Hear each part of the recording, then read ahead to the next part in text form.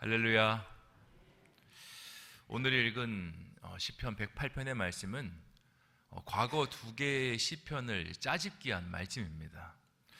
오늘 읽은 시편 108편 1절에서 5절까지의 말씀은 시편 57편 7절에서 11절의 말씀을 잘라서 갖다 놓은 것이고요. 그리고 시편 108편 6절에서 13절까지의 말씀은 시편 60편 5절에서 12절까지의 말씀을 또 잘라서 갖다 붙인 말씀입니다. 그러니까 두 개의 시편을 잘라서 하나의 시편으로 만든 말씀이다. 그렇게 생각하시면 편할 것 같습니다.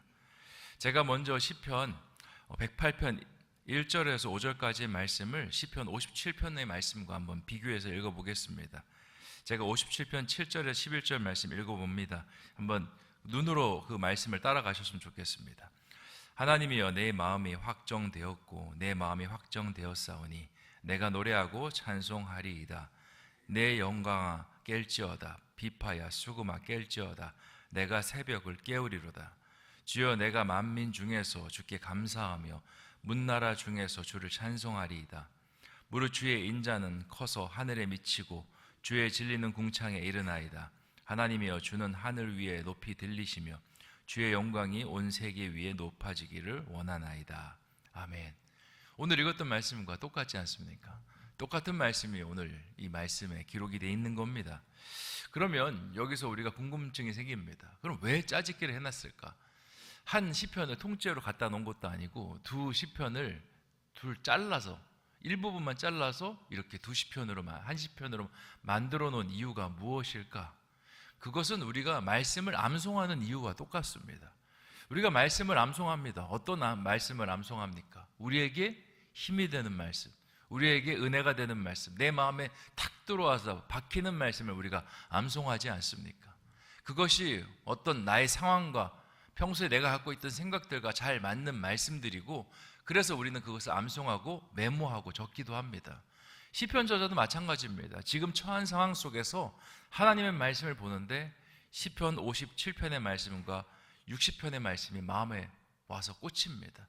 그리고 이것이 우리 이스라엘 상황 속에 딱 필요한 말씀이다 생각해서 두 시편의 말씀을 붙여서 한 시편으로 찬양을 드리고 있는 것입니다.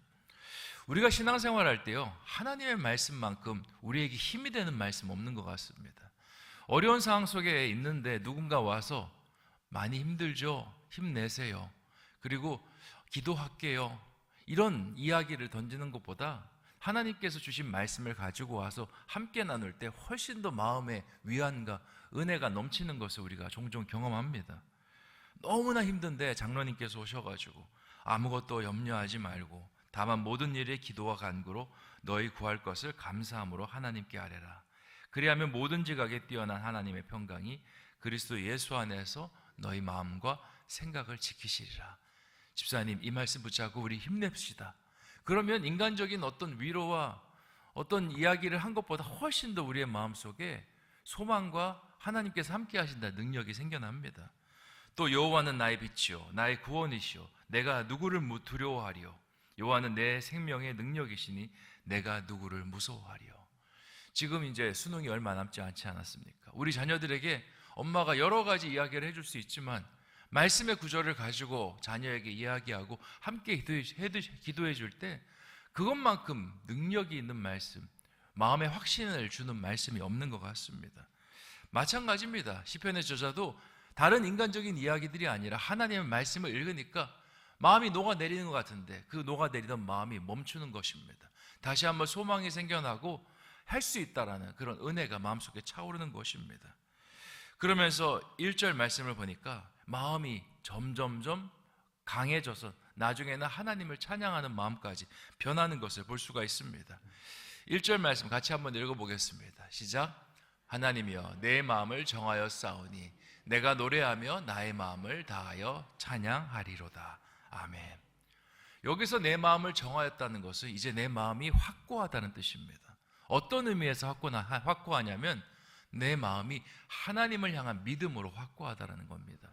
상황은 어렵지만 내가 하나님 주신 말씀의 힘에 의지하여서 내가 이 상황을 상황 그대로 보는 것이 아니라 믿음의 눈으로 보겠습니다 라고 고백하고 있는 것입니다. 믿음의 눈으로 보기 시작하니까 언어가 달라집니다. 전에는 상황을 그대로 묘사하는 부정적인 언어들로 채워졌는데 점점점 믿음의 언어, 긍정적인 언어, 하나님의 언어로 바뀌고 있는 것입니다. 믿음의 선조들, 성경에 나온 인물들을 보면요, 늘 이 상황을 대처할 때 한 가지 방법으로 대처를 먼저 시작합니다. 그게 뭐냐? 상황을 먼저 믿음의 언어로 선포하는 거예요. 여호와는 나의 목자시니 내게 부족함이 없으리로다. 주님께서 나와 함께시 난 두려워하지 아니하리로다. 강하고 담대하리로다.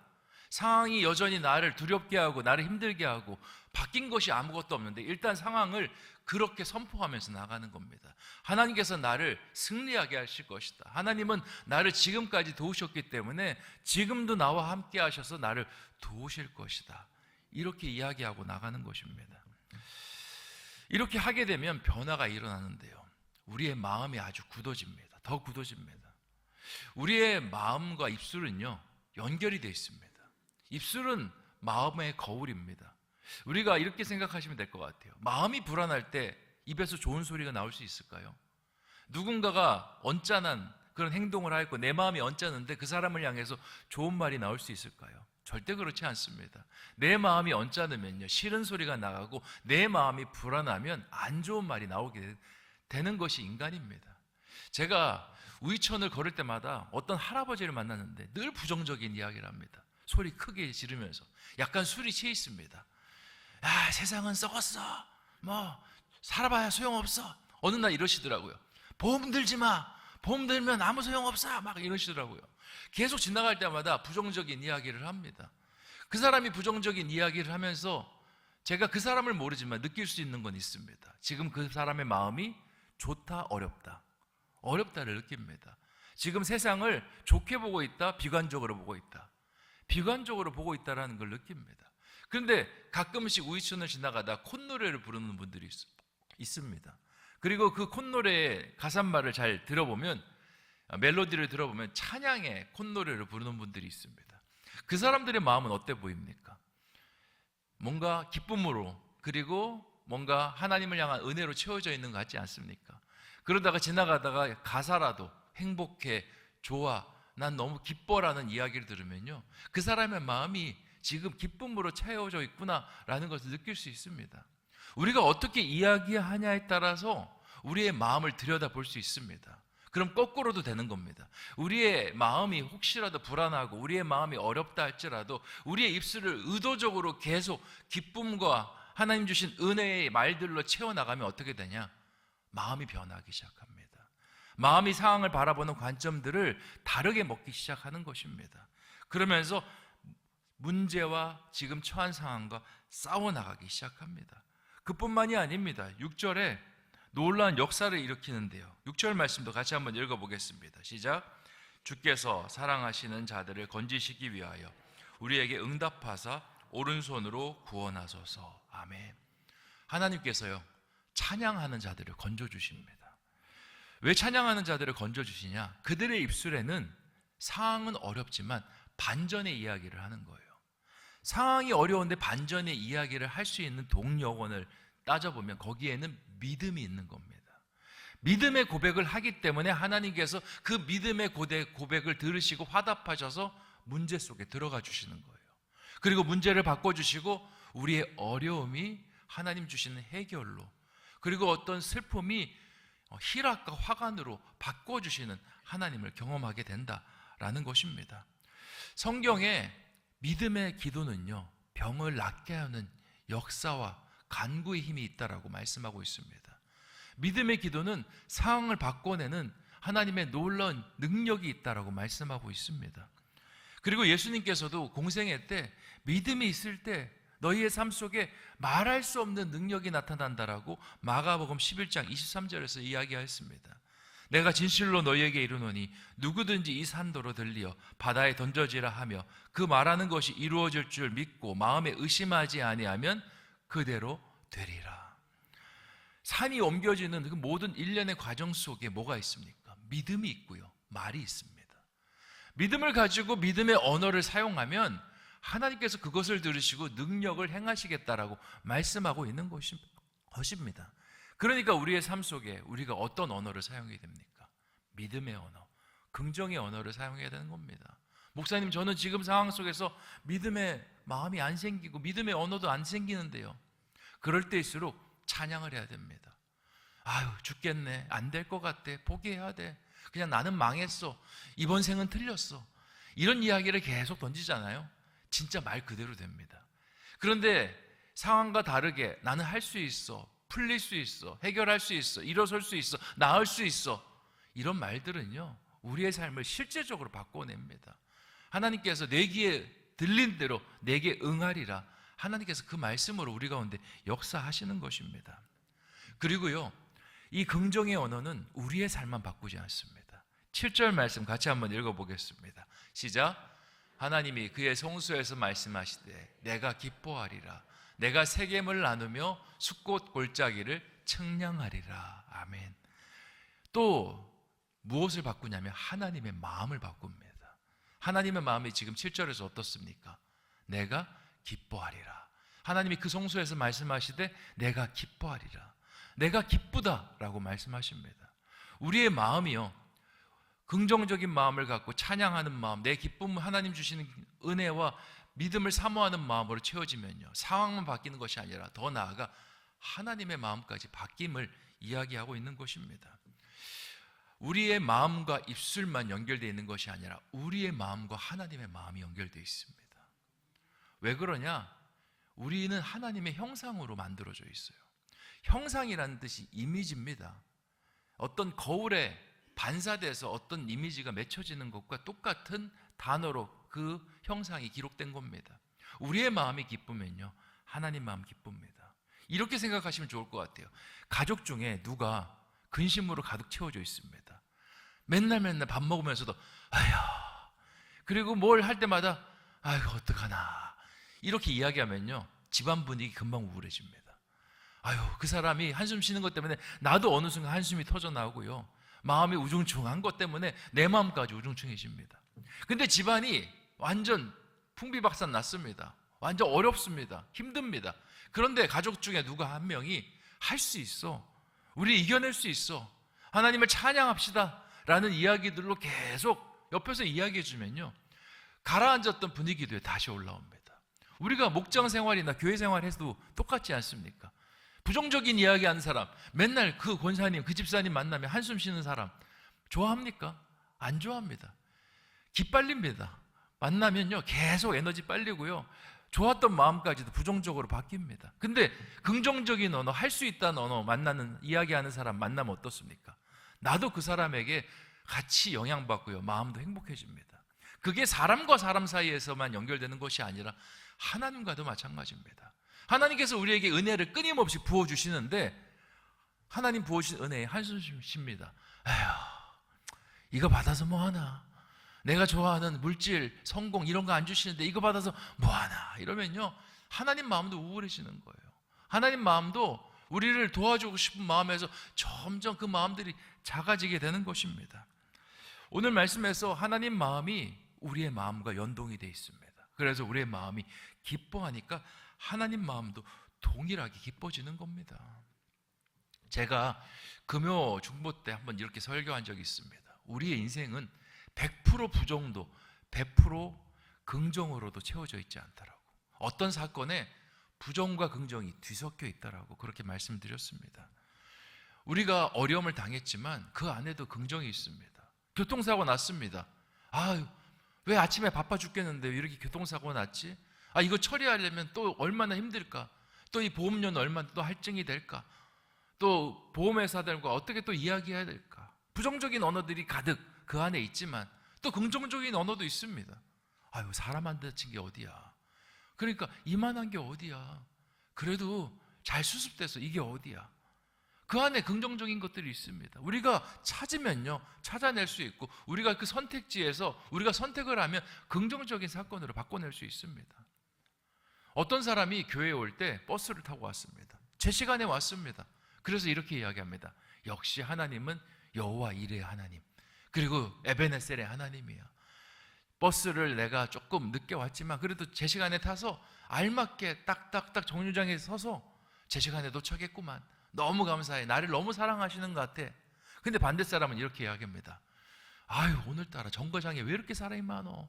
일찍 버스를 탔는데 정거장 다 들리니까 일찍 올 수 있었는데 그냥 시간 맞춰서 왔네. 아유, 짜증나. 똑같은 버스 타고 왔는데 똑같이 이야기하는 겁니다. 다르게 이야기하는 겁니다. 왜 그렇습니까? 그 마음이 달라서 그렇습니다. 마음이 다르기 때문에 똑같은 현상 속에 선택지가 부정, 긍정이 있는데 부정을 선택하고 그렇게 이야기하는 겁니다. 하나님 앞에서 부정의 언어와 긍정의 언어를 이야기하는 사람 중에 여러분이 하나님이라면 누구를 더 좋아하겠습니까? 긍정의 언어를 이야기하는 사람 훨씬 좋죠. 여러분의 자녀를 놓고 생각해도 그렇습니다. 뭘 부모님이 해줬는데 물론 부족합니다. 부모님이 생각해도 이번에는 좀 내가 여력이 부족해서 적게 해줬습니다. 근데 그걸 가지고 아빠, 엄마 감사해요. 저한테 이렇게 해주시니 아유, 내가 이만큼 해주고 싶은데 지금 여력이 안 돼서 이만큼밖에 못 해줬네. 미안해. 아유, 이렇게 해주셔라도 얼마나 감사한데요. 라는 자녀와 에게 이것밖에 안 해줘요? 남들 부모님들은 다 이것보다 훨씬 더 잘해 주신다는데 나는 왜 이것밖에 안 해줘요? 아, 나는 역시 이게 부모 복도 없어. 이렇게 이야기한다면 그 자녀를 어떻게 보겠습니까? 당장 몽둥이 가져와. 너 좀 맞아야겠다. 이렇게 하지 않겠습니까? 큰 자녀들은 그렇게 할 수 없겠죠. 하나님 마음도 마찬가지입니다. 하나님께서 형벌을 내리시진 않지만 마음이 씁쓸하실 겁니다. 내가 너를 위해서 독생자 예수 그리스도를 주었는데 네가 꼭 이렇게까지 해야 되겠니? 라는 마음을 갖지 않겠습니까? 오늘 말씀에서 하나님께서 이런 마음을 가지세요. 그리고 하나님의 은혜를 경험하고 긍정적인 그 언어들을 계속 사용한 자들은요, 8절부터 하나님의 은혜가 점점 차곡차곡 쌓입니다. 길르앗이 내 것이요 므낫세도 내 것이며 에브라임은 내 머리의 투구요 유다는 나의 귀이며 모압은 내 목욕통이라 에돔에는 내 신발을 벗어 던질지며 블레셋 위에서 내가 외치리라 하셨도다. 아멘. 이게 무슨 말씀이냐면 점점점 하나님의 축복의 지경이 넓어지는 거예요. 지금은 내가 있는 길르앗만 보호해 주십니다. 그런데 므낫세도 보호해 주시는 거, 옆에 있는 에브라임도 보호해 주시고 온 유다를 보호해 주시는 겁니다. 이스라엘 전체를 보호해 주시니까 그 다음에 모압이 아무것도 아닙니다. 우리를 치러오는 모압이 목욕통이고요, 우리 곁에서 우리를 대적하는 에돔이 아무것도 아닌 존재가 되고요, 그리고 블레셋은 우리한테 싸울 만한 깜도 안 됨을 이야기하고 있는 겁니다. 이게 바로 하나님의 마음에 합한 언어들을 사용하는 자에게 주시는 축복입니다. 그리고 13절에 그의 고백이요 완전한 고백으로 변화됩니다. 13절 말씀 같이 한번 읽어보겠습니다. 시작. 우리가 하나님을 의지하고 용감히 행하리니 그는 우리의 대적들을 밟으실 자이심이로다. 아멘. 시편이 시작할 때는 불안했습니다. 염려가 됐습니다. 하지만 시편이 맞춰질 때는 하나님이 나와 함께 계셔서 대적들을 모두 발로 밟으시리로다. 그렇게 시편이 끝나게 되는 것입니다. 사랑하는 성도 여러분, 여러분의 삶을 바꿀 수 있는 키, 여러분의 마음과 입술에 담겨져 있습니다. 힘들지만 믿음을 가지고 믿음의 언어를 고백하면요, 그것이 여러분의 삶을 바꿔내고 하나님의 태도를 바꿔냅니다. 그리고 여러분의 입술과 마음을 바꿔낼 수 있는 비결은요, 감사합니다.